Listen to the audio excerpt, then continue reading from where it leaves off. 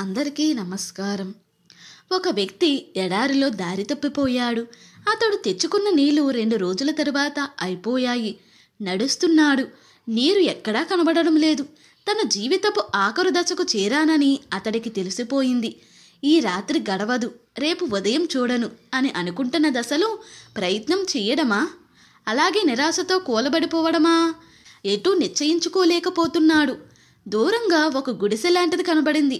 అది నిజమా, తన భ్రమా? ఏమో, నిజమేనేమో. అక్కడ తనకు నీరు దొరకవచ్చునేమో. చనిపోయే ముందు ఆఖరి ప్రయత్నం చెయ్యాలనుకున్నాడు. శక్తిని కూడదీసుకున్నాడు. తడబడిపోతున్న అడుగులతో ముందుకు నడుస్తున్నాడు. గుడిసెలోకి వెళ్ళాడు. అక్కడ ఒక నీటి పంపు కనబడింది. దానిని చూడగానే ప్రాణం లేచి వచ్చినట్టయింది. దాని దగ్గరకు వెళ్ళి కొట్టాడు. నీరు రావడం లేదు. శక్తినంతా ఉపయోగించి కొట్టాడు. అయినా ప్రయోజనం లేదు. నిరాశ, నిస్పృహ ఆవరించాయి. ఒంట్లో ఉన్న కొద్ది నీరు అయిపోయింది. కళ్ళు మూసుకుపోతున్నాయి. ఒక మూలాన సీసా కనిపించింది. దానిలో నీరు ఉంది. మూత గట్టిగా బిగించి ఉంది. మూత విప్పి దాన్ని ఎత్తిపట్టి తాగుదామని పైకెత్తాడు. దానికి ఒక కాగితం కట్టి ఉంది. దాని మీద ఇలా ఉంది: ఈ బాటిల్లో నీరు బోరింగ్ పంపులో పోయండి. పంపు కొట్టండి, నీరు వస్తుంది. మీరు మళ్ళీ ఈ బాటిల్ నింపి పెట్టండి అని ఉంది ఆ కాగితం మీద. అతడికి సందేహం కలిగింది. ఈ నీరు తాగేయడమా, బోరింగ్ పంపులో పోయడమా? ఎంత కొట్టినా రాని నీరు ఈ బాటిల్లో నీరు పోస్తే వస్తుందా? ఉన్న ఈ నీరు కాస్త పోసేస్తే తర్వాత రాకపోతే తన గతి ఏమి కాను? చేతిలో ఉన్న నీరు తాగితే కనీసం ఇంకో 2 రోజులు బతకచ్చు. అందులో పోసేస్తే మరణం ఖాయం. ఏం చెయ్యాలి?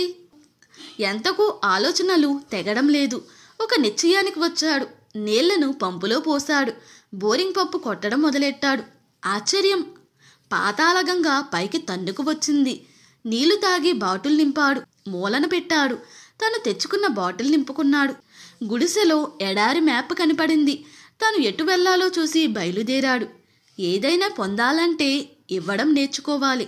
ఇవ్వడం వల్ల మనం పొందగలం అనే నమ్మకాన్ని కలిగి ఉండాలి. ఫలితం మీద ఆశ పెట్టుకోకుండా ప్రయత్నించాలి. కృషి చేయకుండా ఫలితం ఆశించకూడదు. చావు బ్రతుకుల మధ్య ఇక్కడ తర్కం. ఎంత కొట్టినా పంపు నుండి రాని నీళ్లు కొద్ది పోస్తే ఎలా వస్తాయి?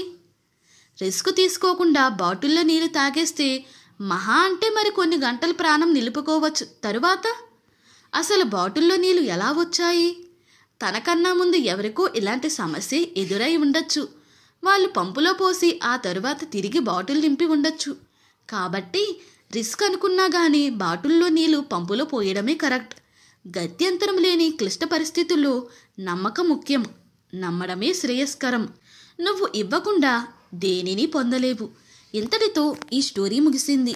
ఈ స్టోరీ కనుక మీకు నచ్చినట్లయితే మరియు నా ఎక్స్ప్లెనేషన్ కనుక మీకు నచ్చినట్లయితే ప్లీజ్ లైక్, షేర్, సబ్స్క్రైబ్.